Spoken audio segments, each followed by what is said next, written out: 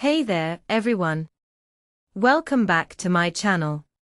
Today, we're diving into a topic that's been making waves in the education sphere: the NAPLAN test results, and what they reveal about Australia's students.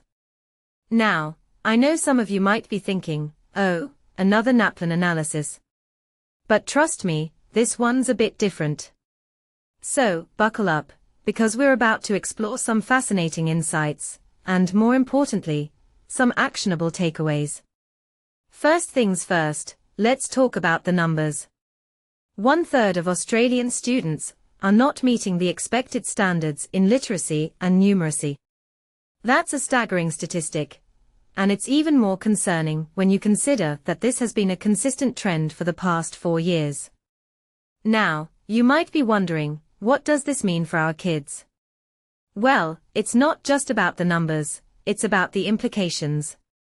Professor Tanya Serry from La Trobe University calls it a national tragedy, and I can't help but agree. The research tells us that we should be seeing around 90 to 95% of students mastering reading, but we're falling short. Now, here's where it gets interesting. The NAPLAN test isn't just a measure of individual performance, it's a window into the broader educational landscape. Blaise Joseph, a former teacher and education analyst, points out that these basic skills are the foundation for future learning. Without them, students struggle to build upon their knowledge. So, what does this tell us? It tells us that we need to address these foundational skills head-on. But here's the catch: the NAPLAN test isn't without its critics. Some academics and education unions have called for its abolition, questioning its relevance. Sally Larson from the University of New England argues that NAPLAN scores are just a snapshot and shouldn't be the sole determinant of a student's ability. She's right. Factors like a student's mood on test day can significantly impact their performance. However, ACARA, the body responsible for the test, argues that it's the only national assessment that provides a comparable measure for all students. Now, let's zoom in on some specific demographics. The results show a clear disparity between students from advantaged and less advantaged backgrounds. Indigenous students, students from lower socioeconomic families, and those from regional and remote areas are more likely to need additional support.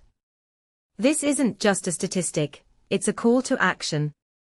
We need to address these inequities and ensure that all students have the same opportunities to succeed. On a positive note, there's some good news.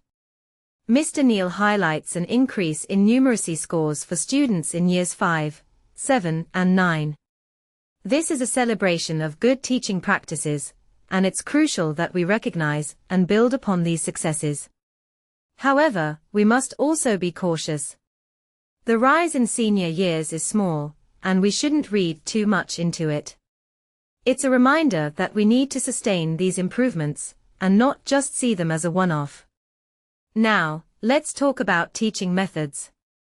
Education Minister Jason Clare points to the importance of explicit teaching methods, including phonics, and small group tutoring for struggling students. These approaches have shown positive results, and it's essential that we continue to invest in them.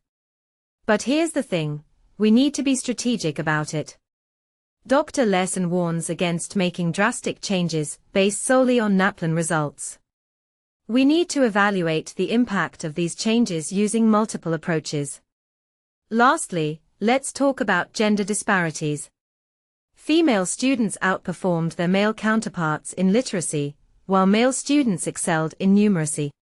This gender gap has been persistent, and it's a topic that requires further investigation. ACARA acknowledges this and calls for a deeper dive into the underlying causes. In conclusion, the NAPLAN test results are a wake-up call for the education system. They highlight the need for urgent action to address foundational skills, inequities, and teaching practices. But here's the thing: it's not just about the test. It's about using these insights to create a more inclusive and effective education system. So, what can we do? Well, that's a question for another video. But one thing's for sure, it starts with recognizing the importance of these results and taking action. Thanks for watching, and don't forget to like and subscribe for more insightful content. See you next time.